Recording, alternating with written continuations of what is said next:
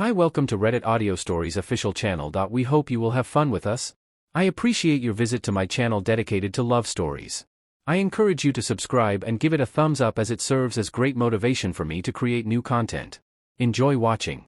I spent time in a quaint import store, a stone's throw from Piccadilly Circus in the heart of London. I wasn't looking for anything, just browsing the curiosities on display. Hello, Elijah said, a familiar female voice, softly pronouncing a name by which I had not been called for a long time. I turned and found myself looking into brown eyes that still made my heart race. It's amazing the range of feelings that can come over you in a split second.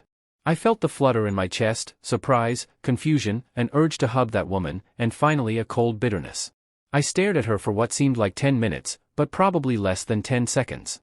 Hello, Mary, what a surprise. I said. I looked back at her, not really wanting to engage her in conversation, but knowing full well that I couldn't help it. Mary, I knew, would never leave things alone. Do you have a few minutes to chat? I wonder. I'll let you buy the girl a cup of coffee and we can talk. Mary offered, teasing. I don't think so. Mary, I have time, but I'm not sure we have anything to talk about. I stated flatly. I didn't want to be polite to the woman who had ruined my life. I knew I would persevere, but I would have to work for it. I heard a quiet sigh and then, please Elijah. I'd really like to talk to you, Mary's voice said. I stared at her dumbly for a while and then gave up. Okay, but call me George. My name is no longer Elijah.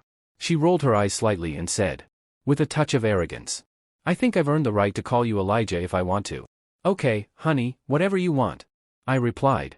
I was visibly surprised that he used the long underhanded, affectionate appellation I used when we were together on happier days. I would, teasing, approach her from behind, and hug and caress her. I would always say to her in a plaintive voice, come upstairs, honey, and give me some TLC. I need eat, honey. I must have you, please, honey. Let's do it. Invariably, she squealed and giggling said, get away from me, you pervert. You'll have no love until I'm ready. Go, take a cold shower, rat. Often these one-act games would end in me playfully chasing her around the house or her spraying me with the kitchen sprayer. It was fun and we both loved it. Those were good times. She got really embarrassed and thought for a second. You're right, George, she said quietly and sadly.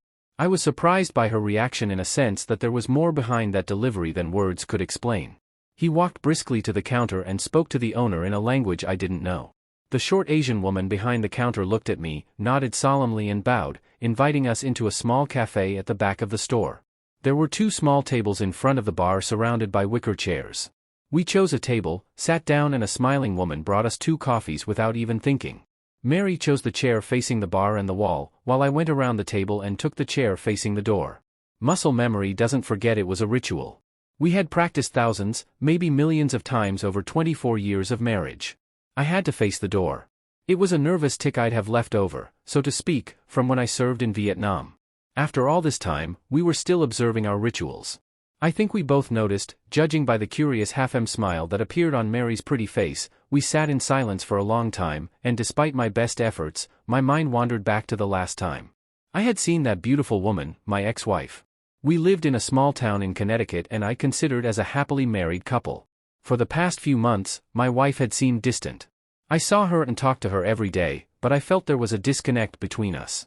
I tried to ignore it and redoubled my efforts to push her away and bring her closer to me again to make her happy. By then, both of our children had left home trying to settle into their new adult roles. Noah, our son and eldest, was 23 years old and had just graduated from college. In his senior year of high school, he married a sweet girl named Emma, whom everyone adored. He and Emma worked in New York and commuted by train to their small home in New Jersey. They had some success and were and still are deeply in love with each other. It was beautiful to watch. Our second daughter, Isla, was 21 years old. She is the apple of my eye, a characteristic of Dad's daughters and our wild child. I held my breath and self-control most of the time while she was in high school. By her sophomore year of college, however, she finally realized that all the rules we were putting on her were for her own good. Calm down and soon she will be graduating with a bachelor's degree, appearing frequently on the dean's list. So there you go. I was drafting an article that was to appear in one of the magazines my company publishes when I got a call from my wife. Hi Elijah, it's Mary, would you like to have lunch with me today? I know it's an urgent invitation, but I thought it would be fun to do something out of the ordinary for a change.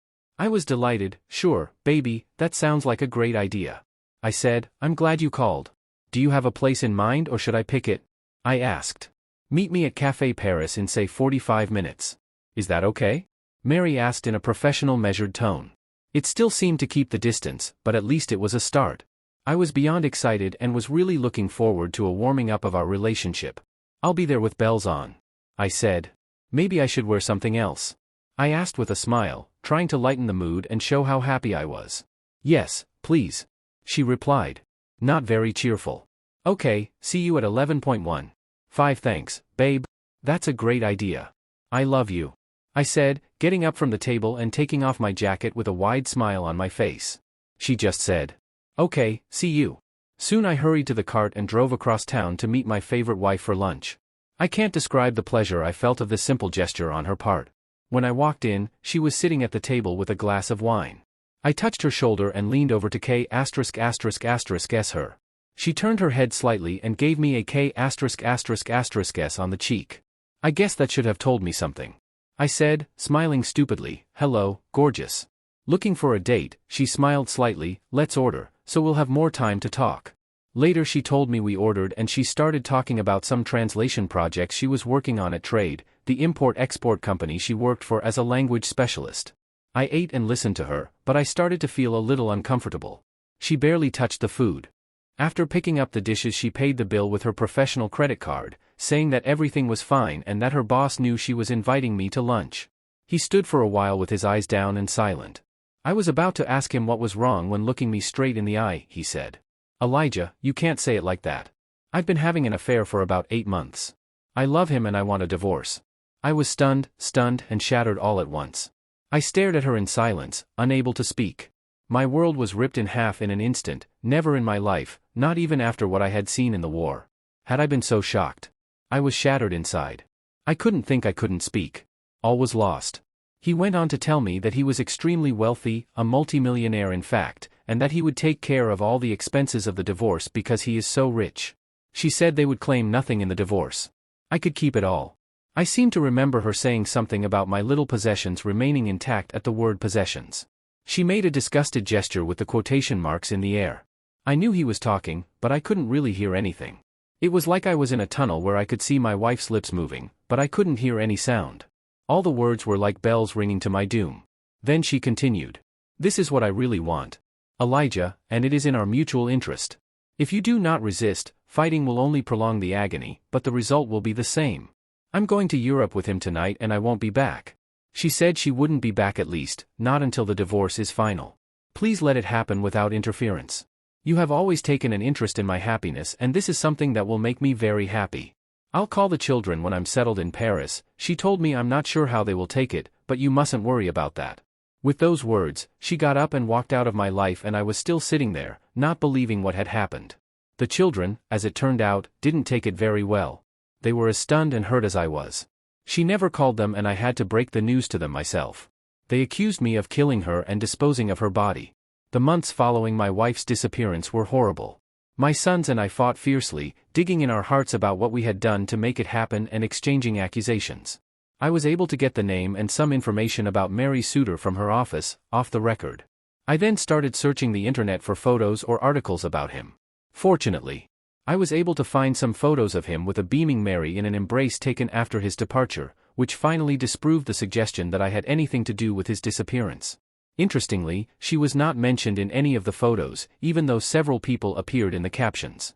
Apparently they were trying to keep their family life private.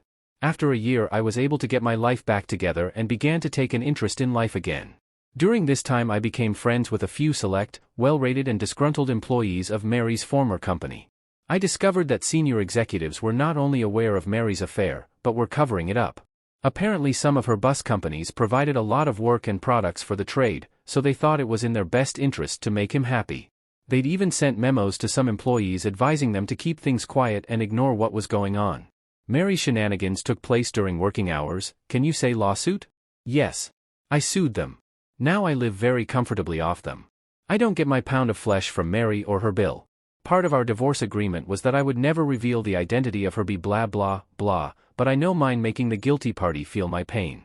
It's been more than 3 years since our last lunch, and I found myself sitting at a communal table across from my favorite ex-wife. She still looked great. The best clothes, hairstyle and makeup money could buy. But she had a tired, sad look. Her brown eyes, which I had always adored, said nothing to me. She looked it inside. When she was happy or excited, those eyes danced, sparkled and twinkled with life today. The fire had gone out. Apparently happiness continued to elude her. "You look good, Elijah," she said. "You've probably slimmed down and gotten a little more muscular." The conversation began. "Thank you," I said, simply. "I can't believe we ran into each other in London," he said. "Yeah, it's pretty hard to believe," I replied. "I've been doing a lot of translating in my new position, and I've even learned a couple of new languages." He continued. "Looking for an opportune moment, I've always been impressed by that about you. You are a very talented and beautiful woman." I finally came clean. Suddenly, she lowered her eyes and cried. "Thank you," she whispered. "I don't get any recognition lately. I'm not sure anyone even knows I'm alive. I thought your husband was going to put you on display. He never married me. I'm just a**X toy who can speak several languages." He replied. "If you want to make a good impression on someone, you take me out to show them a good time and speak to them in their language." A 39-year-old American woman who can speak something other than English can show people almost anywhere and is willing to get laid. Is, I think, a rare thing. "I've become a valuable servant," she said sadly. "Why? Why don't you just get on the nearest plane and get the hell out of Dodge?" I said heatedly, "It's complicated. I lead a very, very good life, but I'm being watched all the time." I reply, "It would be very difficult for me to leave. The only reason I can talk to you now is because we met by chance and I didn't leave the store. Plus Madison, the owner, is a friend of mine and has my back. If I need to hide out for a while, it sounds awful, but I guess it's your choice." I told her. "Okay, let's change the subject. Why didn't you ever call the kids? I had a hard time convincing them that I didn't kill you or dispose of your body. They were really devastated not to hear from you now." She insisted on getting answers. She only seemed to sink deeper into sadness. "They wouldn't let me. I left that afternoon on a private jet and was completely cut off from my former life. As I said, I was constantly being watched." My ex-wife replied. Suddenly she leaned forward and looked directly at me. "Elijah, you don't know how many nights I've spent alone in a big house in an exotic place and wished I was still lying next to you in our house in Connecticut. God, I miss you and I miss us." I could feel myself slipping back into an old habit, fixing everything to make Mary happy. I got sucked in again and froze. "Wait, wait, wait, wait, wait," I said, holding up my hands in surrender. "I can't fix your life. In fact, I won't fix your life. How dare you sit here and complain about your life? You did this. You chose this. A lot of people I love dearly had to live and deal with the situation you created for them. It was not what they wanted or chose for themselves.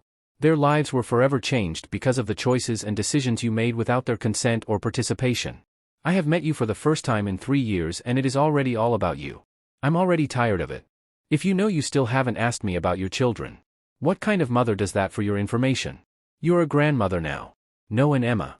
Have a cute little girl who will be 2 years old in a couple of months if you're interested. Her name is Charlotte. Your daughter Isla, remember her? She plans to marry a very nice boy named Mason in about 6 months. She's still hoping you'll come to the wedding, but it's very difficult when we have no address or way to contact you. Maybe she'll send an invitation here." I started hyperventilating and stopped, but I was on a roll all night. Pent up anger and resentment was boiling over. As far as I was concerned, what had I done to deserve the treatment you were subjecting me to? I loved you with everything I am and everything I had. You left me without even saying goodbye. Do you realize that not once did you apologize for ruining my life? Don't sit here and whine. You ruined everything. You lost us. You lost me, Irina, you looking for a shoulder to cry on. You can't do that here. You killed that privilege. 3 goddamn years ago in a little Chaffin, Connecticut. I was about to get up and leave like she did 3 years ago when an angelic voice with a thick English accent broke through the burning twilight. George the First, assure you I can't leave you alone for 5 minutes without you chatting up some beautiful woman. I swear I should beat you to death." She joked, trying to sound angry, but her green eyes flashed mischief. I was so engrossed in my tirade that I didn't even notice Maya walk in. I smiled warmly at her. "Hi, sweetie. Maya, this is Mary, my ex-wife. Mary, this is my friend Maya." Mary still hadn't recovered from my verbal assault and was now face to face with her replacement. She was quiet and struggling to maintain her composure. Maya simply held out her hand in the traditional friendly gesture and said, smiling, "Nice to meet you, Mary. George has mentioned you often but not very fondly. I'm afraid I suppose I should thank you for letting that lecherous fellow go and giving me a chance to get the drop on him. He can be quite annoying, but I'm slowly getting him used to the house, said Maya. Maya looked at me and smiled broadly. She patted my shoulder affectionately and continued. George, my crazy Yankee. I'm afraid we must lead if we are to catch the train to Ely. I'm sorry to interrupt you, but I'm worried about the time. I patted his leg. Don't worry, darling, I'm just finishing up. Then I turned to Mary, who was still struggling, and said. We have to go. But thanks for the coffee and your time. I'll say hi to the kids for you and tell them you told them you loved them, even if it's a bit of a lie. I shook her hand and then said. I hope, Mary, that you find happiness someday, but I'm afraid you're looking in the wrong place. Thank you also for 23 good years. They were mostly happy years for me and I really appreciate it. I said as I walked away. Behind me, goodbye Mary. Mary continued to sit with the same shocked look on her face as I had 3 long years before. Maya and I walked out into the bustling life of London to meet the agreed train. She never asked about the reunion, but I think she heard enough to know it was not a joyful reunion. For the first time in a long time, I felt free. Yes, I felt freed and even a little happy. Dear friends, thank you very much for watching. Leave comments. Put likes, share with friends and subscribe to the channel. We hope you will have fun with us. Enjoy watching.